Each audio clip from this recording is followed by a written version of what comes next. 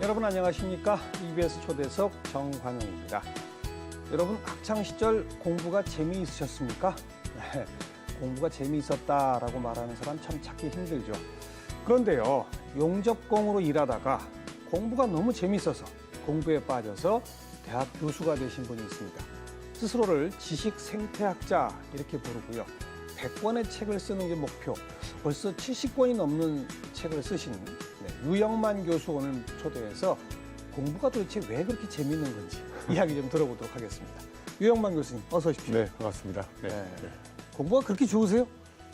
하다 보니까 제가 잘할 수 있는 게 여러 가지 중에 공부하는 게 재밌는 것 같아서 이렇게 왔습니다. 네. 네. 아니 근데 제가 방금 얘기했듯이 공부를 재밌어 하는 사람 참 찾기 힘들잖아요. 네. 우리가 이제 공부 그러면 떠오르는 생각 중에 하나가 시험 공부인 것 같아요. 근데 시험 공부 떠올리면 재밌어 하는 사람은 없잖아요. 근데 제가 재밌어 하는 공부는 학교 공부도 공부지만 학교 이외 바깥에서 인생을 통해서 삶을 통해서 배우는 공부가 저는 더 재밌을 것 같다 이런 생각이 들었어요. 네. 용접공으로 일하셨었다고요? 고등학교를 저는 이제 수도 공고를 다니면서 인문계 고등학교가 아니고 왜 공고를 가시게 됐습니까?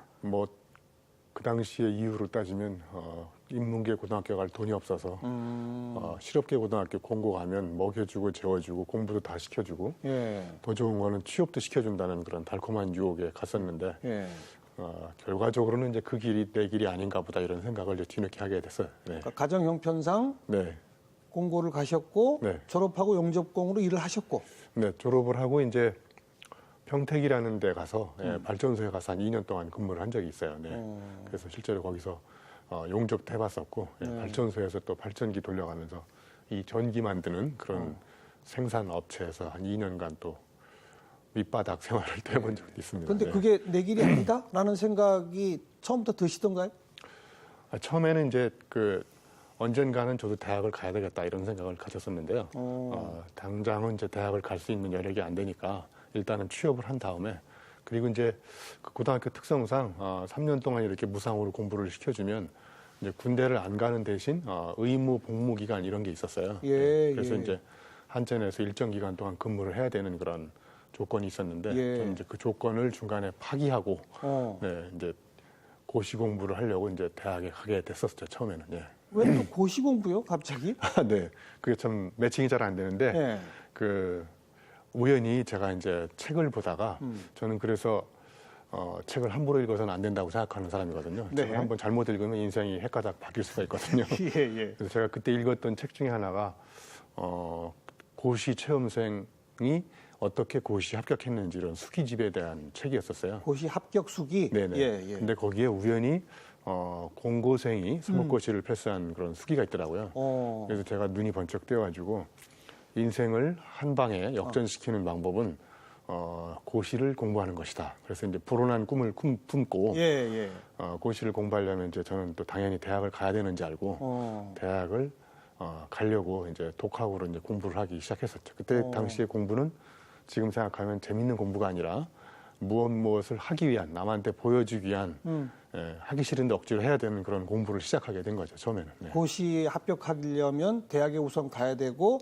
대학 입시를 위한 공부를 억지로 하게 됐는데 이제 결과적으로 따지면 고시 공부를 하려면 유사학과인 법학이나 행정학을 해야 되는데 법학과 근데 다행히도 지금 생각하면 다행인 것 같은데 점수가 그런 과에 갈 점수가 안 돼서 그래서 이제 제가 지금 한양대학교 교육공학과 교수인데 한양대 교육공학과가 이제 생긴 지가 한 30년이 넘었는데요.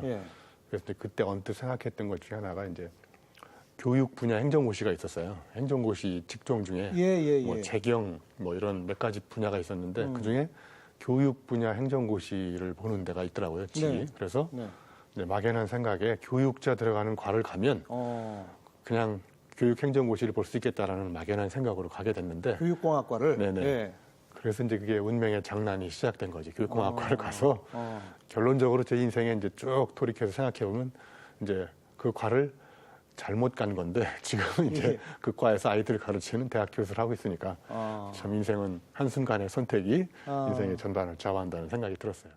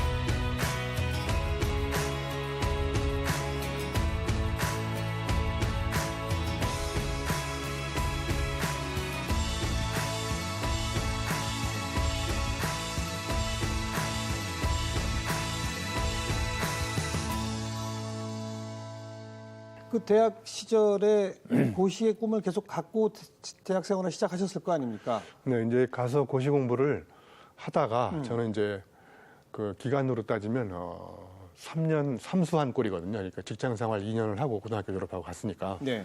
그래서 이제 군대에 갈 수 있는 기한이 차서 1학년 2학기 때 이제 군대 갔다가 다시 이제 고시 공부를 할까 말까 이제 고민을 다시 하게 됐죠. 예. 그래서 이제 결론적으로는 왠지 고시 공부한 이후에 제 인생이 별로 행복할 것 같지 않은 그런 불길한 예감이 들었어요. 네, 그래서 고시 공부를 결단을 내리고 포기하고? 달밤에 이제 그동안 애지중지하던 책을 다 불살라버린 사건을 제가 개인적으로는 분서갱유 사건이라고 하는데 책까지 불살르셨어요? 네, 왜냐하면 과거에 품었던 생각을 말끔히 씻어버리고 다른 생각을 시작하려면 그동안 애지중지했던 책들을 다 불살라버리는 그런 혁명을 한번 일으켜야 되겠다 이런 생각이 분서갱유? 들었어요. 네, 분서갱유라고 제가 그냥 이름을 지은 거고요. 근데 이제 아무튼 근데 왜 고시를 포기하게 됐습니까? 좀 그러니까- 아까 그냥 너무 추상적이에요. 고시 공부하면 내 삶이 행복할 것 같지 않다? 네. 그러니까 첫 번째는 책 읽는 게 고시 관련된 책이 너무 재미없었어요. 예. 그렇죠. 그리고 억지로 그거를 읽어야 된다는 부담감이 있었고, 근데 주변에 보면 정말 읽고 싶은 책인데, 네. 그 제가 고시 공부하는 것 때문에 읽고 싶은 책을 강제로 또 못 읽게 되고, 아하. 그래서 원 없이 한번 책을 읽어보는 그런 시절을 한번 보냈으면 좋지 않을까. 네. 예. 대학 생활도 이제 얼마 남지 않았을 텐데 한 예. 3, 4년 남았는데 예. 그 기간 동안에 남한테 보여주기 위한 그냥 억지로 공부를 하기보다는 시험 공부가 아니라. 시험 공부가 아니라 한번 읽고 싶은 책을 원 없이 한번 읽어보자. 아. 그게 또 오히려 내가 앞으로 행복하게 사는 비결일 수 있겠다라는 막연한 생각을 하게 된 거죠. 예. 어려서부터 책 읽는 건 좋아하셨었나 봐요? 그러니까 어려서부터 책은 거의 안 읽었고요. 저는 이제 고향이 충북 음성이라서 예. 중학교 때까지는 거기서 주로 이제 수렵, 어로, 뭐 채취, 농경 이런 이제 4종 세트를 경험하면서 예. 주로 이제 놀았죠. 그러니까 저는 지금 생각하면 그때 당시에 위인전을 만져본 적도 없고요. 예. 그러다가 이제 중학교 가서 뒤늦게 이제 저도 농사를 짓다가 뒤늦게 또 중학교를 갔거든요. 중학교 갔다가 이제 약간 공부하는 거에 좀 재미가 있었어요. 그 당시에. 네. 그래서 이제 성적이 좀 좋아서 특성화 고등학교에 갔는데 그때부터 또 이제 제 인생이 꼬이기 시작했죠. 가고 싶지 않은 데를 갔으니까 결국은. 그래서 청춘 시절에도 거의 책을 읽어본 적이 없어요. 예. 근데 대학 시절에 그렇게 막 보고 싶은 책들이 막 있었어요? 왜냐하면 너무나 읽기 싫은 책을 강제로 읽어야 되는데 옆에 친구들 보면 소위 이제 교양책, 뭐 재밌지는 않아 보이지만 아무튼 뭔가 들고 다니는 멋진 책들이 나도 한번 읽어보고 싶은 생각이 있었어요. 그래서 아무튼 그 이후에 이제 책 읽는 재미에 빠지게 된 거는 이제 대학교 1학년 복학하고 이후부터 제 인생의 첫 번째 아마 책 읽는 재미에 빠지지 않았을까. 예. 그전에는 뭐 사실 책을 거의 읽어본 적이 없습니다. 책 읽는 재미에 흠뻑 빠지게 만든 어떤 결정적 책 이런 게 있습니까? 혹시 떠오르시는 게? 그 당시만 해도 이제 처음에는 제가 이제 대학을 4년 동안 다니면서 돈을 안 내는 방법은 과에서 1등하는 방법이더라고요. 그렇죠. 예. 장학금 그래서, 받으려면. 예. 그래서 장학금을 받으려면 또 과외 공부를 해야 되는데 전공 관련된 책을 어쩔 수 없이 읽게 되면서 막연하게나마 교육에 대한 그런 관심이 좀 생겼었고 예, 교육학 관련된 책들이 저한테 강제로 읽기 시작했지만 나중에는 그것이 저한테 재미를 줬던 그런 몇 가지 책들이 있었어요. 예. 그러니까 교양책보다는 전공책을 읽으면서 공부를 좀 하면 재밌을 것 같다 이런 생각을 하게 됐었어요. 네. 그래서 이제 그 길로 계속 교육공학으로 빠져서 석사, 유학 가서 박사, 교수 이렇게 쭉 되신 거네요. 네네. 저는 운이 좋아서 지도 교수를 잘 만나서 또 행복한 지도 교수님 밑에서 공부를 또 재미나게 할 수 있었던 그런 계획이나 아무튼 기반이 되어줬던 사람들이 다 주변 사람들 덕분이었다고 생각합니다. 네. 우리 시청자분들이 지금 말씀 들으면서 교육공학? 왜 교육에 공학이 붙지? 이게 뭐지? 아시는 분들 계실 거예요. 교육공학이 어떤 겁니까? 사람들이 지금도 그런 사람이 있는데 교육공학 그러면 공대에 있는 줄 알아요. 네. 공과대학에 교육공학이 있구나 이렇게. 왜냐하면 공학이니까. 근데 이제 공학이 엔지니어링을 번역한 게 아니고요. 테크놀로지를 번역한 거예요. 그래서 일본 사람들이 교육공학을 이제 에듀케이셔널 테크놀로지라는 말을 이제 공학으로 번역하면서 이렇게 됐는데 예. 사실은 이제 한마디로 얘기하면 사람들을 교육시키는데 어떻게 하면 교육을 효과적으로 시킬 수 있을 것인지 그리고 거꾸로 학습자 입장에서 생각하면 어떻게 하면 재미있는 그 학습 과정에 재미있게 공부하는 과정에 어떻게 몰입하게 만들 수 있을까 그런 이제 테크놀로지 다양한 첨단 기술들을 활용해서 교육의 방법도 연구하고 또 교육 프로그램을 어떻게 개발하면 그 프로그램에 참가한 사람들이 자기한테 원하는 지식들을 이렇게 만들어갈 수 있는지 어떤 교육의 효과성, 효율성 이런 것들을 더 높일 수 있는 그런 이제 다양한 방법들을 이제 주변 학문들을 끌어들여 가지고 이렇게 네. 접목시켜 보는 그런 그러니까 지금 생각하면 그것도 한 30년 된 예. 한양대학교 교육공학과가 생겼으니까 30년 전에 네. 그 일본 사람들이 번역을 잘못했군요. 네, 잘못 번역하면 잘못된 용어가 다시 한번 바꾸기는 참으로 어려운 것 같아요. 말씀 네. 들어보니까 교육을 하는 내지는 교육을 받는 테크놀로지, 기술 이 정도가 적합한 얘기네요. 사실은 이제 기술을 넘어서서 이제 어떻게 하면 이제 결국은 주체가 사람이 사람을 대상으로 교육을 하는 거잖아요. 그럼 어떻게 하면 저는 인간이 하는 것 중에 가장 숭고한 일 중에 하나가 사람이 사람을 대상으로 교육을 통해서 변화시키는 업이라고 생각해요. 네. 그러니까 생각이 없는 사람한테 생각을 집어넣을 수도 있고 갖고 있는 생각을 또 다른 생각으로 바꿔줄 수 있는 것은 저는 교육의 힘이라고 생각하는데 교육공학은 바로 그런 교육의 힘을 가능성을 믿고 어떻게 하면 그 교육의 효과를 똑같은 시간 내에 똑같은 네. 방법을 활용해서 드높일 수 있을 것인지 이런 것들을 좀 다양하게 연구하는 거라고 보시면 될 것 같아요. 네. 교육공학에 대한 뭐 설명 속에도 참 대단한 자부심을 갖고 계시구나라는 생각이 드는데 네. 본인을 교육공학자라고 소개 안 하고 지식생태학자라고 소개하는 이유는 뭡니까? 네, 교육공학자보다는 지식생태학자가 멋있어 보이잖아요. 그런 면도 있지만, 하여튼 그 어느 순간부터 사람들이 이제 생태계, 생태학, 에코 페미니즘 이런 에코라는 말이 네, 네. 많이 쓰게 됐는데 저는 그 이전부터 인간이 갖고 있는 그 엄청난 그 궁금증 그런 답을 인간보다는 자연에 많이 존재할 것이라는 가정을 갖게 됐어요. 예. 그래서 어느 순간부터 인간이 이제 자연을 자꾸 개발하고 활용하고 그러면 자연이 파괴되기 시작했는데 예. 오히려 저는 이제 자연은 개발의 대상이라기보다 인간한테 무한한 그런 배움의 원천을 제공하는 그런 학습 대상이라고 생각이 들기 시작했어요. 그래서 이제 자연에 살아가는 엄청난 생명체들이 있는데 그 중에 완오브 한 생명체가 저는 인간이라고 생각해요. 인간이 자연에 있는 생명체보다 우월하다는 생각도 인간의 저는 자만이라고 생각하거든요. 그렇죠. 그래서 모든 생명체들이 살아가는데 그 중에 이제 인간을 제외한 다른 생명체들이 도대체 어떻게 살아가는지 그들이 살아가는 원리나 방식을 가만히 관찰해보고 네. 그걸 또 고찰해보고 그러면 어느 순간 이렇게 쟤네들은 저런 환경에서 저런 방식으로 살아가는구나. 그런 생명체의 살아가는 방식이나 원리를 잘 연구하면 그걸 이제 거꾸로 인간에다 이렇게 대입해보고 조직에다 대입해보면 엄청난 인사이트, 통찰을 얻을 수 있게 되더라고요. 그렇죠. 그러니까 이제 하나의 예를 들면 근데 그걸 아주 전업적으로 하시는 분들이 있잖아요. 동물학자, 식물학자 이런 분들 있잖아요. 네. 그분들은 이제 그 자체가 전공인 거고요. 저는 그걸 응용해서 사람을 변화시키고 조직을 변화시키는데 이걸 다시 한번 대입해보는 거죠. 네. 교육공학의 자연 생태에서 뭔가 네. 모티브를 찾아온다. 네, 네. 이제 하나의 예를 들면 저는 이제 잡초형 인재가 앞으로 미래 인재라고 생각해요. 화초형 인재보다 예를 들면 예. 그러니까 온실 속에서 화초를 기르면 화초는 비닐하우스 이렇게 덮어 있는 보호하는 비닐하우스라는 보호막이 날아가면 화초는 얼어 죽잖아요. 그렇죠. 근데 잡초는 얼어 죽지 않고 비바람이나 모진 눈보라가 와도 자연에서 꿋꿋하게 살아가잖아요. 그렇죠. 그러면 이걸 이제 사람에다가 빗대어 생각해 보면 내가 화초다. 내가 잡초다. 그러면 누가 더 시련과 역경이 왔을 때 더 견뎌낼 수 있는지 이런 걸 생각해 보면 잡초죠. 잡초다. 그래서 결국은 우리가 잡초한테 배울 수 있는 것은 이제 하나의 또 예를 들면 잡초는 이제 땅 속에 있는 뿌리가 약 80%이고요. 겉으로 보이는 줄기 가지가 약 20%가 된다고 하더라고요.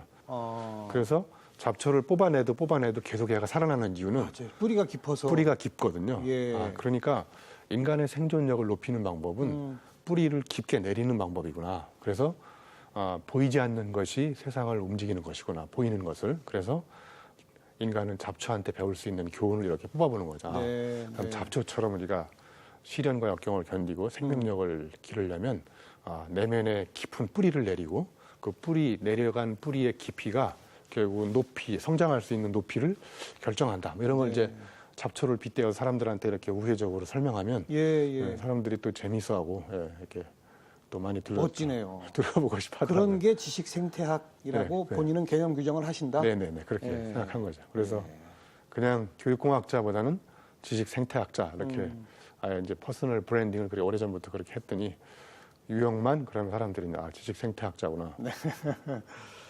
100권의 책을 쓰는 게 목표. 그리고 지금 벌써 70권이 넘는 책을 쓰셨죠. 근데 꼭 목표라기보다는 이제 예전에 그 가수 김광석이 그러더라고요.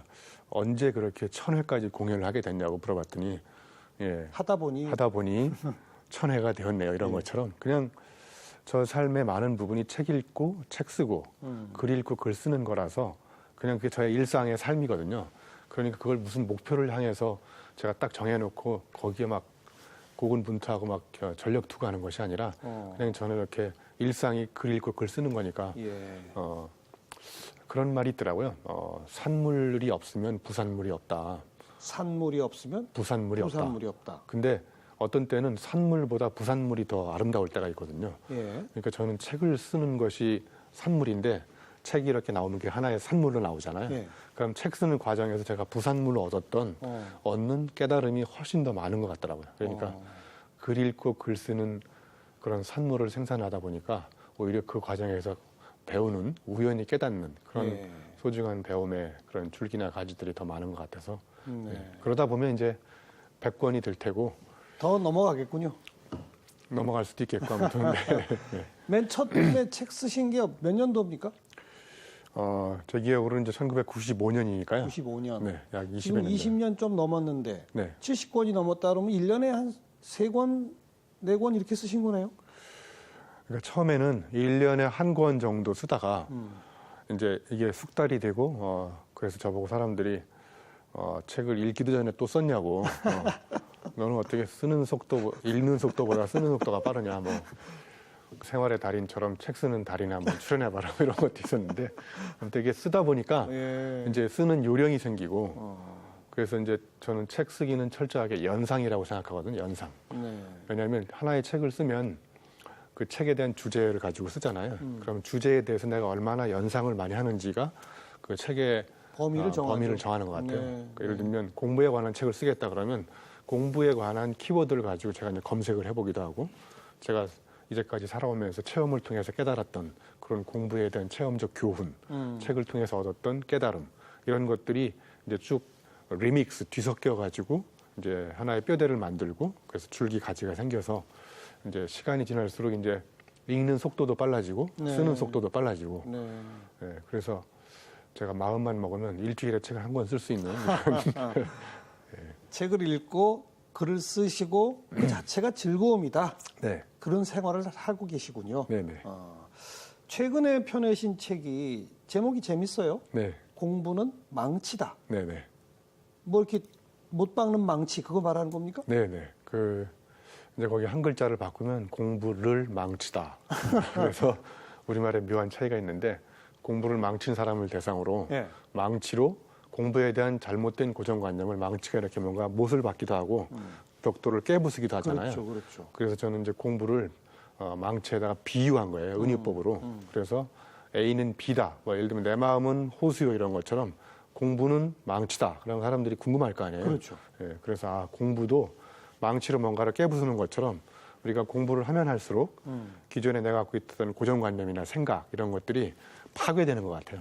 그래서 예를 들면 제가 잘못 생각하고 있는 어떤 고정관념이나 상식, 관성, 관례, 관습 이런 것들이 새로운 공부를 통해서 이게 잘못된 생각이었구나를 이게 깨닫게 되죠. 저는 그 깨닫는 과정이 결국은 우리 기존의 삶에 이런 상처가 생기는 과정이라고 생각해요. 그래서 공부라는 것은 결국은 내 삶에 상처를 만드는 과정이다. 망치로 부시는 것이다. 그래서 철학자 니체도 망치 철학자라고 하잖아요.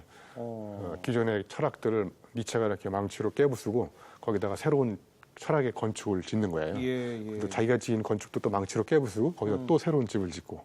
그래서 니체 보고 망치 철학자라고 그래서 저도 망치로 한번 기존의 다양한 생각들을 깨부수는 게 책이 이제 무엇이 공부인가로 시작을 하는데요.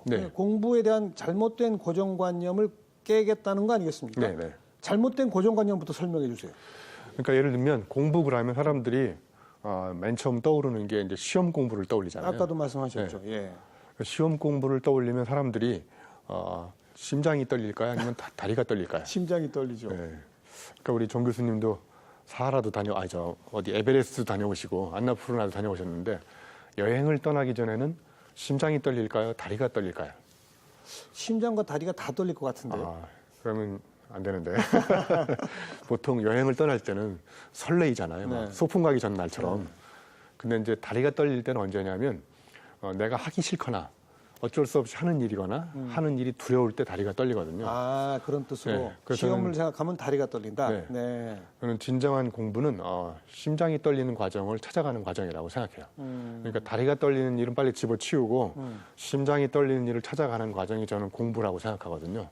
그래서 공부를 하다 보면 이제 이거는 내가 하면 재밌는 일이야. 이거는 내가 하면 재미없는 일이야.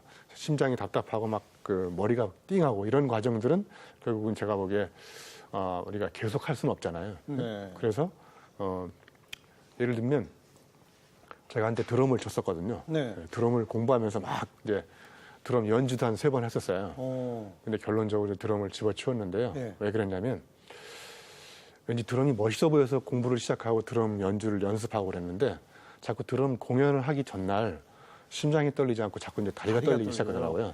물론 다리가 잘 떨려야 이렇게 드럼을 손발이 따로 놀아야 잘 치는데 네. 그 이야기는 뭐냐면 내가 드럼이 자꾸 자신이 없는 거예요. 그리고 이게 처음에는 재밌을 것 같았는데 실제로 해보니까 재미가 없는 거예요. 그래서 드럼은 나한테 적성에 안 맞는 거구나.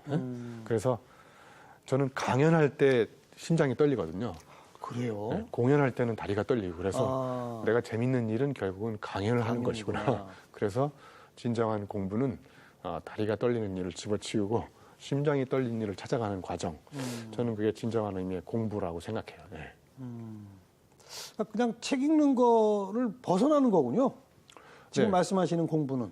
그러니까 책 읽는 것도 하나의 공부의 큰 축이긴 하지만 우리는 언제부터 공부는 책상에 앉아서 하는 정신노동이 또 공부에 대한 하나의 큰 고정관념, 잘못된 생각이거든요. 그것도 고정관념이다. 네. 그러니까 물론 정신적으로 책상에 앉아서 공부를 해가지고 깨닫는 것도 많지만 저는 진정한 의미의 공부는 정신노동보다는 육체 노동이라고 생각해요. 네. 육체 노동이 네. 공부다. 네. 그래서 저는 공부를 책에도 즐거운 육체 노동이 공부다 이렇게 생각하거든요.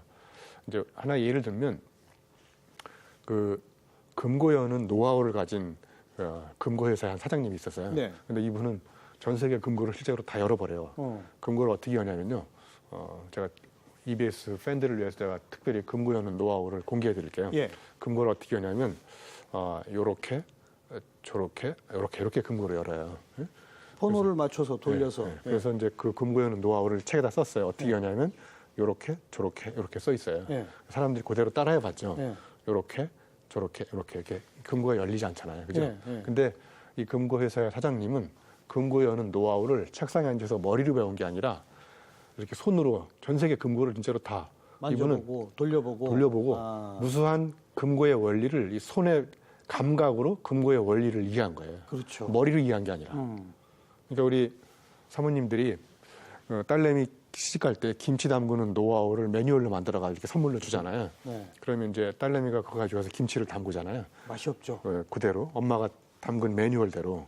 그러면 이상하게 엄마가 담근 김치 맛하고 내가 매뉴얼대로 그대로 따라서 한 김치 맛하고 다른데 그 김치 맛의 차이를 무슨 맛의 차이라고 그러나요? 손맛의 차이라고 네. 그러잖아요. 머리 맛의 차이라고 안 그러고. 네. 그러니까 정말 진정한 공부는 머리로 하는 게 아니라 손발을 움직여서 체험적으로 깨닫는 과정이 저는 공부라고 생각해요. 그래서 우리가 생각하는 공부에 대한 큰 잘못된 큰 고정관념 중에 하나는 공부는 앉아서 책상에 사는 것이다. 네. 이것도 하나의 중요한 공부의 축일 수도 있지만 그것이 정말 공부의 다가 아니다. 이런 생각을 하게 됐어요. 네.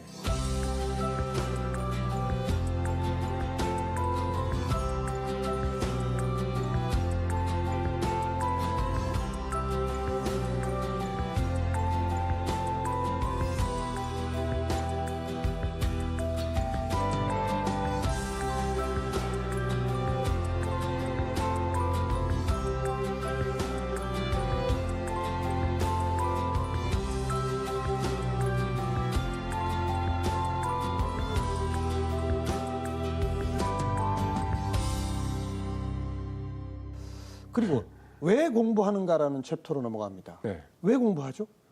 여러 가지가 있는데요. 그 중에 사람마다 다 이유가 다를 것 같아요. 공부를 하는 이유가. 네. 근데 저는 깨어있는 생각을 갖기 위해서 공부를 한다고 생각해요. 그 공부를 하는 사람과 안 하는 사람의 큰 차이는 깨어있는 삶을 살아가기 위해서. 즉 그 이야기는 뭐냐면 어제와 다른 호기심의 물음표를 갖기 위해서 저는 공부를 한다고 생각하거든요. 네, 네. 그러니까 공부를 한다는 것은 결국은 어제와 다른 물음표를 내 가슴에 품기 위해서. 그러니까 진정한 공부는 이게 또 이제 공부의 고정관념하고 또 연결되어 있는데요. 공부는 물음에 대해서 답을 찾는 과정이 사람들이 공부라고 생각하는데 네. 저는 정말 소중한 공부는 답을 찾는 공부라기보다는 어제와 다른 물음표를 던지는 과정이 저는 공부라고 생각해요. 그래서 내 마음속에 어제와 다른 물음표가 생겼으면 그 엄청난 공부가 된 것이고 예. 그 어제와 다른 물음표를 가지고 세상을 향해서 질문의 그물을 던지는 거죠. 그러면 그 질문의 그물에 걸리는 고기가 바뀌면 그물이 바뀌면 고기가 바뀌듯이 질문을 바꾸면 질문에 걸리는 답이 바뀌는 것 같아요. 네. 네, 그래서 어제와 다른 호기심의 물음표를 가지고 깨어있는 삶을 살기 위해서 끊임없이 질문을 던질 때 거기에 걸리는 답도 바뀌고 그리고 거꾸로 얘기하면 어제와 다른 깨달음의 느낌표를 가지려면 어제와 다른 감동의 호기심의 물음표를 던져야 되지 않을까. 그렇죠. 알면 알수록 더 궁금한 게 더 많아지는 법이죠, 사실. 네. 그리고 이제 저는 또 하나는 공부는 공감 능력을 키우기 위해서 저는 공부한다고 생각해요. 공감 능력. 네네. 타인과의 공감. 예. 네. 그래서 정말 그래서 한 글자로 얘기하면 공부는 결국은 공감이 아닐까. 근데 중요한 건 이 공감 능력은 내가 타인의 입장이 돼가지고 직접 체험해보지 않고서는 앉아서 예를 들면 책상에 앉아서 머리로 이해할 수는 있지만 앉아서 가슴으로 느끼기는 참으로 어려운 것 같아요. 네. 그래서 그 사람 입장이 돼가지고 직접 행동을 해보니까 그 사람이 이래서 이런 생각을 하는구나. 이래서 이런 아픔을 갖고 있구나. 라고 하는 것을 체감하고 실감하려면 내가 그 사람 입장이 돼가지고 체험을 해봐야 되겠더라고요.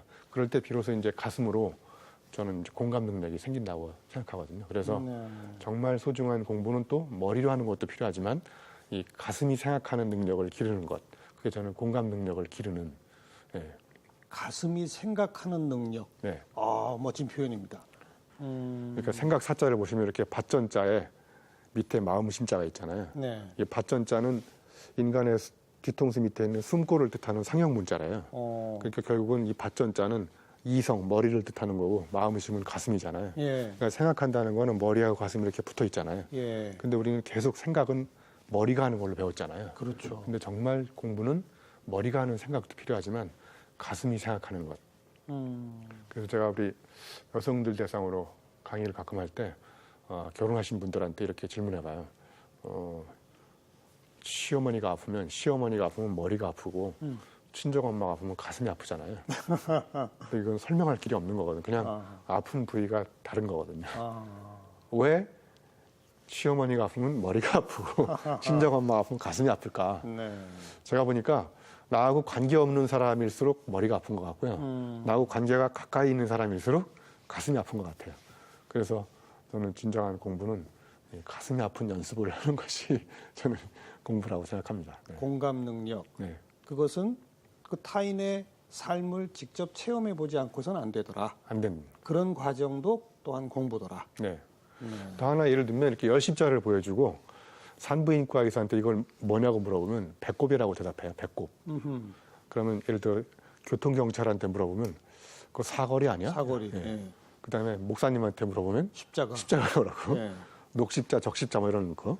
그다음에 또 십자 드라이버 가지고 이렇게 나사 돌리고 이런 기능공들한테는 십자 드라이버 아니야? 나사 모드 아니야? 이렇게 생각한다고요. 그러니까 각자가 똑같은 상징 기호인데 저마다 체험한 것이 다른 거예요. 네. 직업에서. 네. 그러니까 직업적 체험이 그 안에서 계속 생각을 하다 보니까 예를 들면 교통경찰이 산부인과 의사처럼 열십자를 보고 그걸 교통경찰이 배꼽이라고 볼 가능성은 제로죠. 거의 없다는 거예요. 예. 그러니까 내가 교통경찰이 산부인과 의사처럼 배꼽으로 보려면 교통경찰이 산부인과 의사가 돼가지고 진료를 해보니까 이게 이제 이게 배꼽으로 보일 수 있겠구나 이런 생각을 비로소 하게 된다는 거예요. 그러니까 진정한 공부는 입장 바꿔서 역지사지가 돼가지고 그 사람이 그런 생각을 하게 되는 원동력이 무엇인지를 몸으로 깨닫는 과정.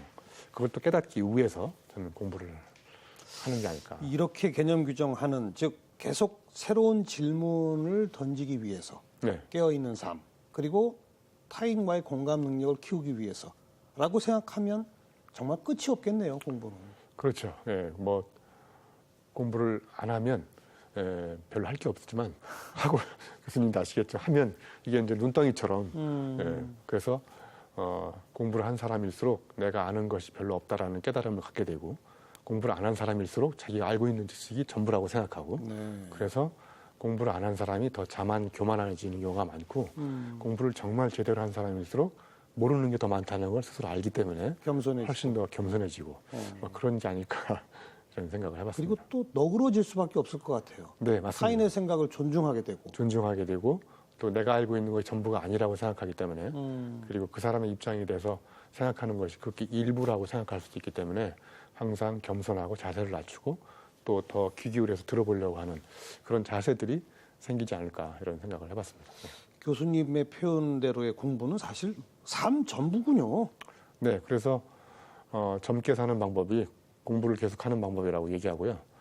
그리고 이제 호기심의 물음표가 없어지기 시작하면서 사람은 늙기 시작한다고 얘기하더라고요. 그래서 늙어가는 사람들 이렇게 늙은 표정을 짓고 또 젊은 사람인데도 굉장히 청춘인데 60대처럼 사는 아이들을 보면 공부를 안 하는 것 같고요. 호기심의 물음표가 없는 것 같고 그렇다 보니까 이제 늘 일상이 타성에 박혀서 뭔가 새로운 도전 의식이 안 생기고 그런 틀에 박힌 생활을 반복하다 보니까 나이는 젊은데 애늙은이처럼 사는 그런데 또 나이는 많은데도 불구하고 굉장히 혈기왕성하게 젊게 사는 사람들이 있는 것 같아요. 네.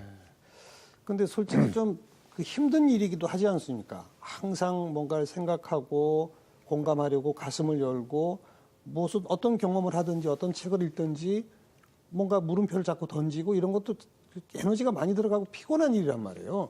그걸 그렇게 즐겁게 할 수 있는 방법은 뭡니까? 어떻게 해야 공부가 재밌습니까? 늘 그렇게 살면 오래 못 살 것 같고요. 네.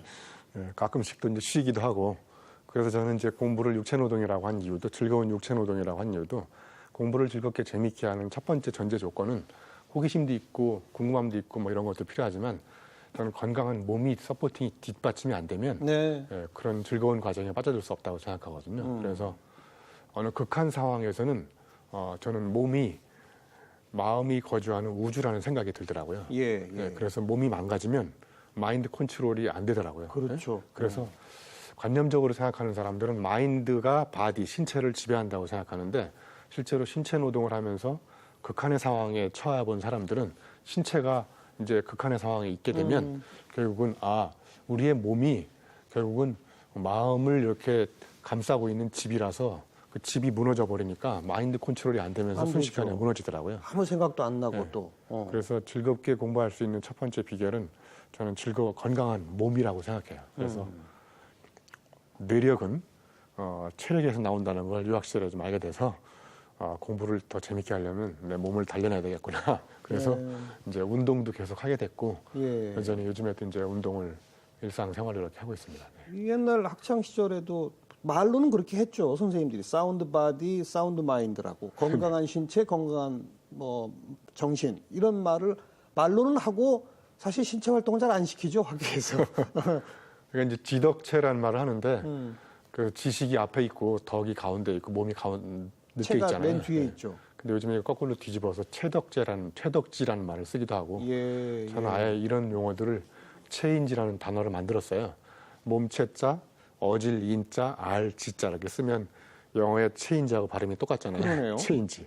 이게 체를 왜 맨 앞에 내세운 이유는 모든 아무리 좋은 생각이 있어도 내 몸이 직접 움직여서 내가 체험해보지 않고서는 이게 내게 안 되더라고요. 위대한 사상이든 위대한 아이디어든 훌륭한 생각이든 내 신체가 그걸 체험해보고 실험해보지 않는 이상 그게 무슨 생각인지 왜 그렇게 위대한 건지 나한테 던져주는 의미가 무엇인지를 알 길이 없더라고요. 그래서 체를 맨 앞에 놓은 거고요. 그 다음에 이제 가운데 있는 어질 인자는 제가 말씀드린 이제 공감 능력이거든요. 체험을 해보니까 저 사람이 저래서 저런 아픔을 갖고 있구나 공감하게 되고 그래서 결과적으로 이제 생기는 산물이 지식이더라고요. 그래서 그런 지식이 진짜 지식이다. 진짜 지식이고 세상을 체인지 할 수 있다. 그래서 영어의 체인지하고 우리말의 체인지를 이렇게 같이 늘어나서 생각해 보니까 개똥 철학 같지만 엄청난 또 나름대로 의미가 생기더라고요. 어떻게 공부할 것인가? 먼저 건강한 신체, 네. 몸이 중요하다. 네. 그다음은요? 그다음에는 이제 건강한 신체를 가지고 어제와 색다른 그런 도전 체험을 해보는 게 중요할 것 같아요. 그래서 저는 요즘에 화두가 아웃사이트가 바뀌지 않으면 인사이트가 안 바뀐다. 그래서 인사이트는 통찰이잖아요. 네. 인과 사이트가 합쳐진 거잖아요. 그 안에서 보는 거잖아요. 안에서 보는 거게 바뀌려면 아웃, 바깥에 나가서 보는 게 바뀌지 않으면 인사이트, 안에 있는 것도 안 바뀌더라고요. 그러니까 진정한 공부는 어제와 다른 이 삶의 반경과 체험의 경계를 넘어서서 자꾸 다른 데도 이렇게 가보고 네. 그러니까 지금 내가 서울시 우면동에서 태어나가지고 죽을 때까지 우면동을 벗어나지 않으면 내가 생각하는 세계의 전부는 우면동이 세계의 전부라고 생각하는 거죠. 우물안 개구리 뭐 이런 네. 표현이죠. 그러니까 생물학적으로 움벨트라는 용어도 있더라고요. 예를 들면 풍뎅이가 우물에서 살아가는데 얘가 이 우물을 벗어나 본 적이 없는 거예요. 그러니까 이 풍뎅이의 세계관은 여기가 전부라고 생각하는 그렇죠. 거예요. 그러니까 이 움벨트가 바로 각 생명체가 보는 주관적인 세계관이 움벨트라고 하더라고요. 그럼 이 움벨트가 바뀌려면 여기가 전부라는 착각을 벗어나서 다른 데도 가보니까 내가 그동안 살아온 세계가 극히 세상의 일부였다는 깨달음을 주는 공부는 결국은 내 몸을 움직여서 자꾸 경계 밖의 세계를 자꾸 가보기도 하고 네. 그래서 꼭 뭐 사하라나 안나푸르나 이런 데를 가는 것도 한 방법이긴 하지만 우리가 지금 살아가고 있는 이 대한민국 땅덩어리에 안 가본 데도 너무 많잖아요. 많죠. 네, 그런 데도 가보면 결국 이제 그런 낯선 마주침이 나한테 새로운 깨우침을 주기도 하고 그러니까 이게 마주침이라는 침을 맞으면 이렇게 뉘우침, 깨우침, 가르침 이런 침이 계속 생기더라고요. 결국 네. 저는 이제 공부가 그런 마주침을 자꾸 내 몸한테 주는 게 공부를 하는 방법인 것 같아요. 첫 번째는. 직접 그렇게 마주침을 직접 경험만으로만 할 수 있는 겁니까? 간접 경험도 네, 가능한 그래서 거죠? 이제 모든 걸 직접 경험할 수는 없으니까 이제 남들이 직접 경험한 결과를 기록해 놓은 책을 읽는 것, 그거는 간접적으로 체험 마주치는 것이다. 영화를 보는 것. 예. 저는 가급적 주말에 영화를 한 편씩 좀 보려고 노력을 하거든요. 그래서 영화를 보면 또 거기 인생의 축소판이 또 이렇게 들어있기도 하고 그 안에 또 엄청난 또 깨달음의 메시지들이 들어있잖아요. 예. 그러니까 예를 들면 오래전에 봤던 영화 중에 월터의 상상은 현실이 됐다 이런 영화가 있어요. 네. 저도 봤습니다. 네, 그 월터라는 주인공이 비포 앤 애프터가 판이하게 다르잖아요. 그러니까 뭔가 체험하기 전에는 별로 한 게 없는데 그 영화 끝날 무렵에 보면 이 친구가 이제 애프터는 엄청난 다양한 체험을 하게 된 거예요. 그러니까 네. 전과 후가 이 월터라는 주인공의 삶의 세계관이 확 바뀐 거잖아요. 그 체험과 전 마주침이라는 게 엄청나게 많이 있으니까. 그러니까 이제 그런 영화를 보고도 삶이 새롭게 바뀌려면 네. 저런 안 해봤던 것도 자꾸 이렇게 도전해보고 그래야 되는구나. 그래서 그런 것들 내가 직접 다 하기도 다 하는 방법도 있겠지만 시간상, 공간상, 뭐 경제적 여건상 모든 데를 다 내가 직접 체험할 수 없으니까 예. 그런 것들을 체험한 사람을 만나거나 그런 체험을 기록해놓은 책을 읽거나 영화를 보거나. 영화를 보거나 아무튼 이런 것들이 또 우리한테 책 이상으로 엄청난 또 책과 버금가는 그런 공부를 하는 것 같아요. 네. 네. 뭐 직접 언급하셨습니다만 그래서 사하라 사막도 가셔서 사막 마라톤도 뛰시고 그러시는 겁니까? 네, 그냥 제가 50쯤 돼서 이제 건강 100세 시대라고 하니까 50대니까 이제 전반전을 뛰었으니까 후반전을 어떻게 떼야 될지 광활한 사막에 아무도 없는 데 가서 모래 사막에 가봤더니 모래 사막이 아니라 사유의 사막이더라고요. 사위? 사유. 예. 사유. 네, 생각할 수 있는. 그래서 그 광활한 사하라 사막에서 나 혼자 있을 때 그 황홀한 체험은 제가 여기서 아무리 설명해도 사람들이 모르잖아요. 근데 아무튼 저는 거기서 엄청난 인생이 사막이라는 게 사막에 와서 비로소 알게 됐구나. 그래서 이제 언어 위기 같긴 하지만 네. 인생의 사막이 4가지 막이 있더라고요. 첫 번째는 서막. 서막. 예. 우리가 항상 뭔가 시작하잖아요. 예. 하루는 아침에 시작하고 일주일은 월요일에 시작하고 이렇게 늘 우리는 시작하는 막을 그러니까 사막의 서막은 아침 7시에 40km 마라톤이 출발합니다. 예. 그다음에 제 인생의 이 막은 사막을 가보니까요. 가도 끝이 없는 막막하더라고요. 막막. 예. 그래서 인생의 이 막은 막막인 것 같아요. 예. 요즘 세상이 너무 막막하지 않습니까? 예. 그다음에 이제 아침 7시에 출발해서 막막하게 걷다 보면 이제 해가 넘어가요. 네. 그 해가 넘어가면서 이제 사막이 적막해지기 시작합니다. 그렇죠. 인생의 사막은 이제 적막인 것 같아요. 네. 그다음에 이제 인생의 사막은 반전인데 사막에도 주막이 있더라고요. 그렇죠. 주막은 이제 술 파는 주막이 아니고 목마른 사람들한테 이렇게 물 한 컵을 마실 수 있는 사하라의 사막에 오아시스가 있더라고요. 예.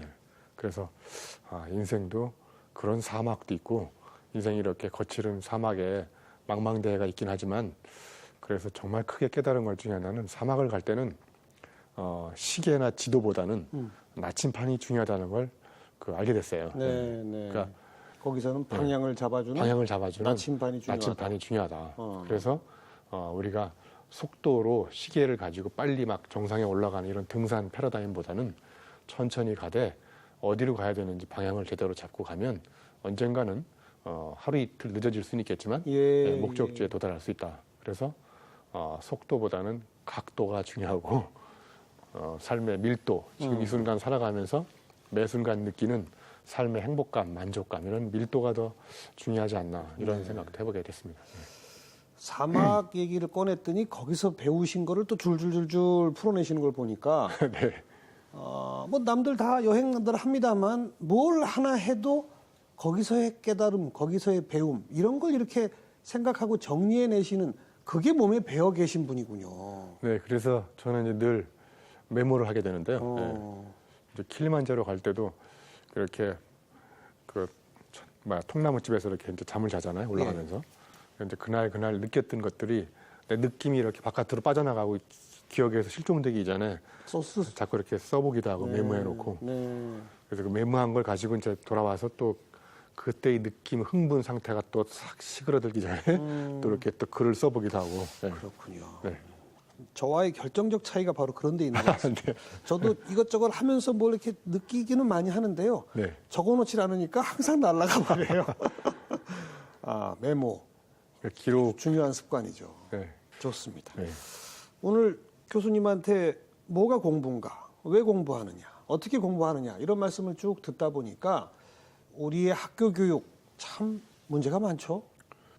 우리가 궁극적인 목표가 대학에 가는 거고 대학에 가면 또 대부분의 아이들이 또 좋은 기업에 취업하는 거고 그 좋은 기업에 취업해서 통계적으로 따져보니까 한 15년에서 20년 평균적으로 일을 하면 100명 중에 1명이 임원이 된다고 하더라고요. 그렇죠. 예. 네. 또 별을 단다고 하는. 임원은 안타깝게 또 임시 직원인 것 같고 네. 거꾸로 역산해 보면 그 1명의 임원이 되기 위해서 약 80대 20법칙으로 따지면 약 80%의 우리의 아이들이 초중고를 다니고 대학을 다니고 취업해서 안타깝게 이제 뭔가 본격적으로 일할 나이에 이제 자의반 타의반 또 나와야 되고 그때부터 또 치킨집이나 이런 걸 차리게 되고 이런 불행한 인생을 사는 그런 교육을 우리가 빨리 좀 종식시키고 4차 산업혁명이 온다고 하는데 그런 산업혁명에 대비 진정한 의미의 교육혁명을 좀 일으킬 수 있는 그런 중론들을 좀 모아봐야 되지 않을까 이런 생각을 해봤습니다. 네. 지금 선생님이 표현해 주신 공부에 정반대되는 하기 싫은데 억지로 해야 되는 공부만 시키고 있는 거 아닐까요? 지금의 학교는. 그렇죠. 대부분이 이제 시험 공부를 하는 거니까. 네. 그러니까 시험 공부 말고 정말 하고 싶은 공부를 할 수 있는 시간을 한 인간이 평생 동안 과연 평균적으로 따져보면 얼마나 갖고 있을까? 그걸 돌이켜서 스스로에게 질문을 던져보면 우리는 늘 논어에 나오는 위인지학과 위기지학이라는 말이 있듯이 노동으로서의 공부와 놀이로서의 공부가 있더라고요. 예? 노동, 놀이. 그러니까 노동으로서의 공부는 결국은 하기 싫은데 억지로 하면서 결과를 만들어내고 그 결과를 남한테 보여주기 위한 공부. 그렇죠. 이런 공부를 평생 하고 있는 것 같아요. 근데 오히려 우리가 지금 정말 해야 될 공부는 결과를 만들어내기보다는 그 과정 자체가 재미있고 즐거워서 하다 보니까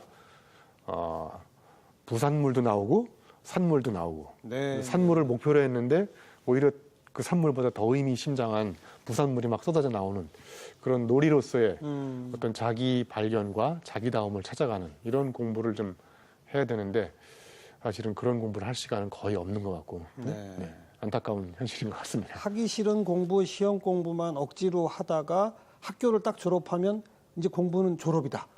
아예 공부라는 생각조차 안 와버리는 그런 인생을 우리가 지금 살고 있지 않습니까? 그래서 오히려 그때부터 더 본격적으로 공부를 해야 되는데 그러니까요. 네.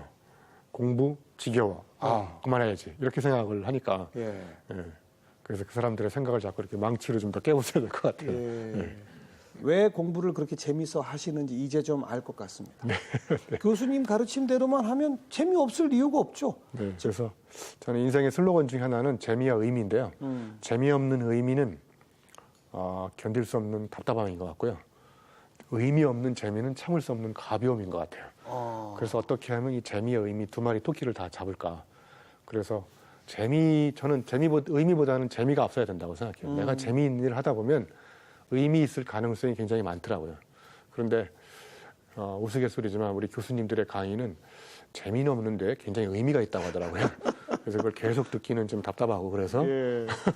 어떻게 하면 재미있으면서 의미 있게 저도 살아가고 사람들도 그렇게 살아갈 수 있도록 깨달음을 줄 것인지 뭐 이런 게 저의 이제 평생 화두이기도 합니다. 네. 네.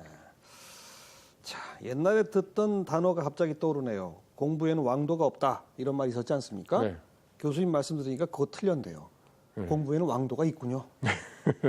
저마다의 왕도가 있는 것 같습니다. 그러니까요. 네. 한 가지 좋은 방법이라기보다 저마다의 사람들한테 적절한 저마다 사람들한테 어울리는 그런 네. 방법이 있는 것 같아요. 네.